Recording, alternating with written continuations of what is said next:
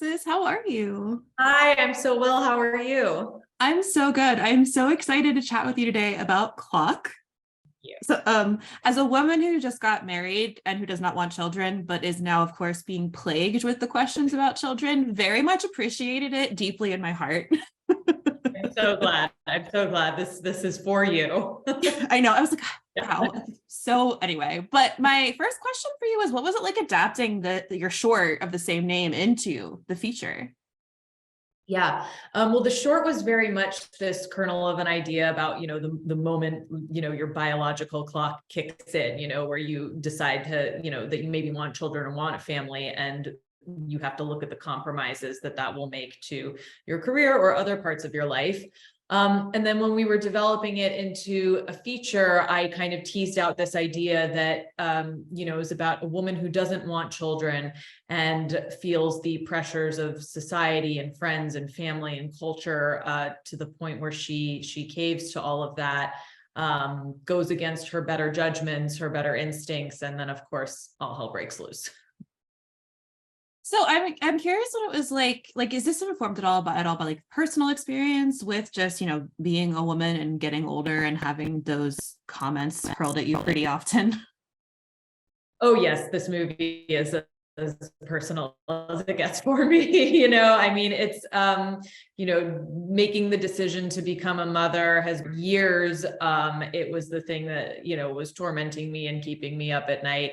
And that just felt like a really wonderful place to write a horror story from. Yeah. And like, was that challenging to kind of pull some from the personal place in writing this film? Like, were there challenges for you just mentally and emotionally doing that? Absolutely. I mean, you are putting yourself out there in front of the world, in front of strangers, and Yeah. you're just really bearing it all and being as vulnerable as you can possibly be. And that's a really nerve-wracking experience, but I'm so glad that I did it, because I know that I felt very alone, and I don't want other women to feel alone. And so if we can just have something like this conversation piece, or this touch point to say like, no, other women are feeling this way. And by the way, there's absolutely nothing wrong with you, so Yeah. go live your life, go live your best truth. Like, this is your experience. You get one, have a blast, just go do it judgment free. And so as much as it cost me personally to open up like that, I'm really glad that I did it. I am too. It again, like it does help you feel not so alone in a world that feels like, yeah. So I think at least personally that mission was achieved. But I also wanted to hear about how you worked with your production designers to create these places in this movie, especially the clinic where we spend a good portion of our time, and the way that it is both like calming but sterile and kind of terrifying. And I wanted to hear more about kind of how you worked with your team to create that setting specifically. Yeah, well, you kind of just took words right out of the script, because the clinic is described in the script as like an eerie combination of spa meets laboratory. And the use of these like feminine colors, like these pinks and grays and the brass and whatever else is thrown upon it, it's feminine or whatever. And that was our biggest challenge, was creating the clinic, because we had a 20-day shoot and we did not have the means to build any kind of set. So we had to really figure out this patchwork of how to pull things together through a production design perspective and make it feel like one cohesive location. I think we ended up using 3 different dermatology clinics, a personal residence, and a very popular wedding venue in Austin that we've now ruined for many couples. So apologies. Yeah.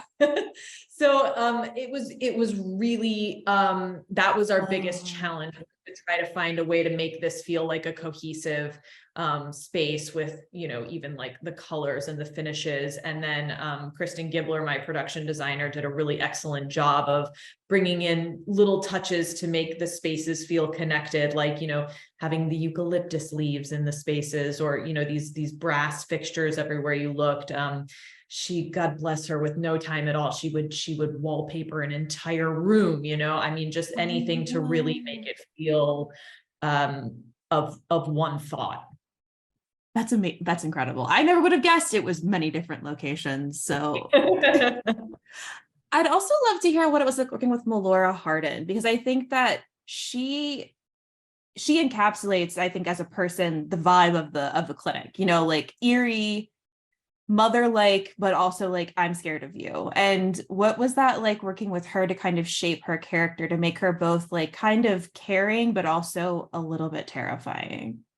That is exactly the correct description of her. She is, this terrifyingly cold maternal authority figure, who Ella almost wants to impress. She's like a little bit terrified of her, but also, she that character instills confidence.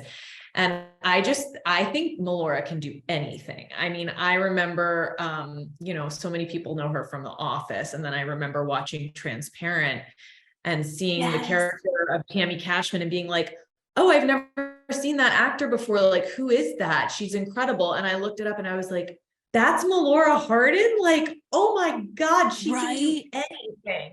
It's just incredible. And Melora is, the ultimate professional. She's been doing this since she was a child. And, when she walks onto set, everybody sits up a little bit straighter. And it was perfect because she came in the last week of shooting when everybody was exhausted. And, God, we just locked this one location 4 days prior. And, it's just like a race to the finish line.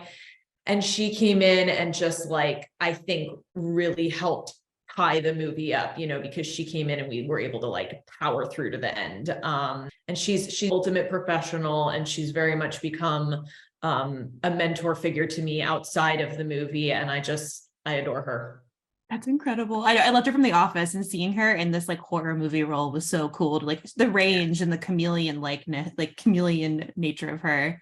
Yeah. But then, of course, you've got Dianna Agron, who is on screen almost the entire time. I mean, powerhouse performance. So what was your experience like directing her through so many crazy emotional beats in this movie? I mean, she goes through it in Clock. She sure does. There is nobody I would have rather had by my side to make this movie with and to have play that character, because she is not only a powerhouse actor, she's an incredibly generous human being. Like, I remember we were doing a camera test and they were loading in costumes, and it was like our very, very first time, being on set together. And I watched her walk up to the costume rack and just take a load off of it and march it like right back into the dressing room, which is not at all her job. She was being super helpful. And like, I just saw her do that. And I thought, oh, we're gonna be good here. Like, we've got an incredibly generous human being on our hands, and a team player, and somebody who's just like ready to go and get in there. And I think Dianna got the script 2 or 3 weeks before we shot this movie. It is a 90-something page script. She is in every single scene of it. So to have the professionalism and tenacity and emotional availability to show up every day and go on that roller coaster with me and be present and be ready to execute is insanely impressive. And she was fearless. Anything that I would even say, like, hey, don't worry about putting your head so close to that tarantula or whatever. It was like, oh no, I'm doing it, like, and you can't stop me. So, she just, I don't know. I could go on and on about her. I have nothing but good things to say. That's incredible. And my final question for you is, this is more about your horror experience. What is the scariest movie that you think that you have ever seen? Oh God. Well, I watched The Shining when I was like, a teenager, and I'm a scaredy cat. I don't like this stuff. I mean, I respect it. I now can watch it in a very different way, where I'm like watching it for craft, and I appreciate it. And now I love a good horror film. oof, but my imagination is too good. And when I see something, it's burned into my brain forever. And I think The Shining scared me. That, yeah, basic answer, but there it is. No, but it's true. I get that. Well, Alexis, thank you so much for talking to me about Clock. Like I said, I really appreciated seeing this movie. It's really cool to get this perspective that we don't ever see in the horror genre. So thank you so much.